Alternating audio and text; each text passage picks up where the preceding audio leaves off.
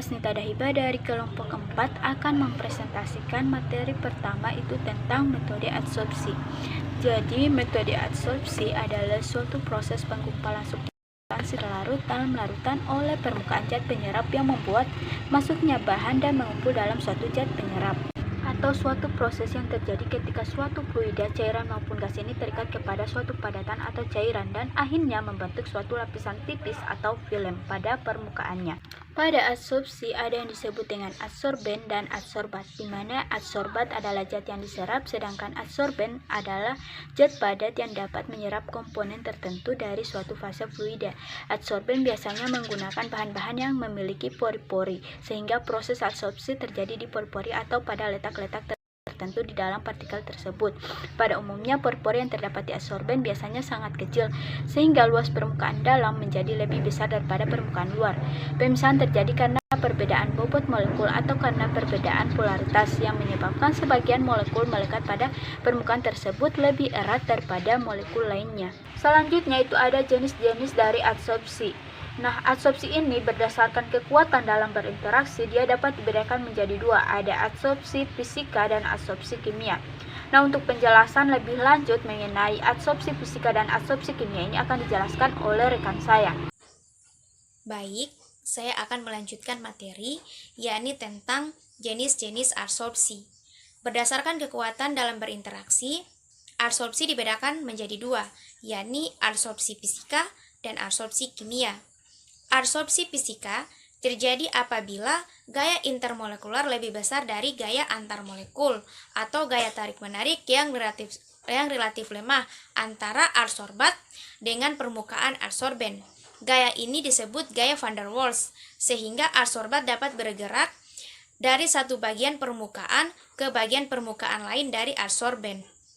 Dan adsorpsi kimia terjadi karena adanya pertukaran atau pemakaian bersama elektron antara molekul adsorbat dengan permukaan adsorben, sehingga terjadi reaksi kimia.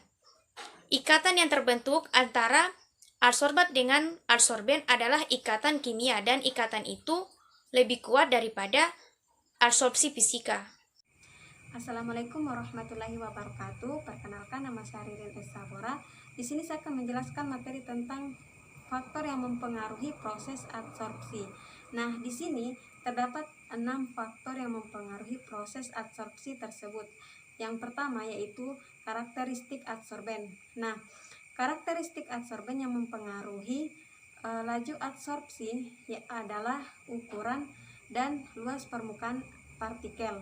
Nah, semakin kecil adsorben, maka laju adsorpsi akan semakin cepat. Sementara semakin luas permukaan adsorben, maka jumlah partikel adsorbat yang diserap akan semakin banyak.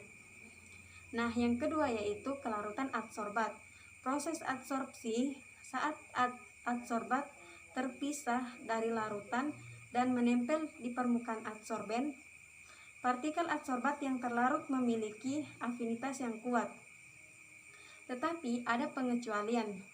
Beberapa senyawa yang sedikit larut sulit untuk diserap, sedangkan ada beberapa senyawa yang sangat larut namun mudah untuk diserap. Yang ketiga yaitu ukuran pori adsorben. Ukuran pori adsorben merupakan salah satu faktor penting dalam proses adsorpsi, karena senyawa adsorbat harus masuk ke dalam pori adsorben. Nah, proses adsorpsi lancar apabila ukuran pori dari adsorben itu besar untuk dapat memasukkan adsorbat ke dalam pori adsorben. Nah, kebanyakan air limbah mengandung berbagai ukuran partikel adsorbat. Keadaan ini dapat merugikan karena partikel yang lebih besar akan menghalangi partikel kecil untuk dapat masuk ke dalam pori adsorben. Akan tetapi, gerakan konstan dari partikel adsorbat dapat mencegah terjadinya penyumbatan. Gerakan partikel kecil yang cepat membuat partikel adsorbat yang lebih kecil akan terdifusi lebih cepat ke dalam pori. Nah, yang keempat adalah pH. pH memiliki pengaruh yang besar terhadap tingkat proses adsorpsi, disebabkan ion hidrogen dapat menyerap dengan kuat. Selain itu, pH juga dapat mempengaruhi ionisasi. Senyawa organik asam lebih mudah diabsorpsi pada suasana pH rendah, sedangkan senyawa organik basa lebih mudah diabsorpsi pada suasana pH tinggi.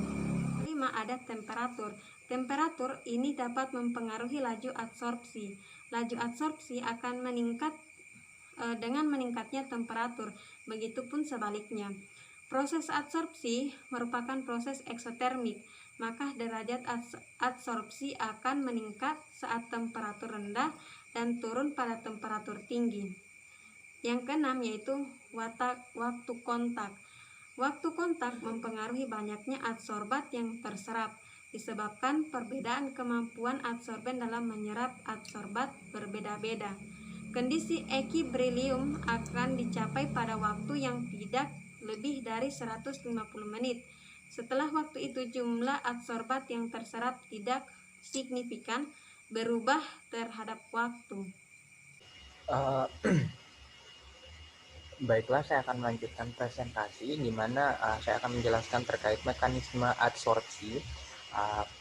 Proses adsorpsi dapat berlangsung jika padatan atau molekul gas atau cair dikontakkan dengan molekul-molekul adsorbat, sehingga di dalamnya terjadi gaya kohesif atau gaya hidrostatik dan gaya ikatan hidrogen yang bekerja di antara molekul seluruh material.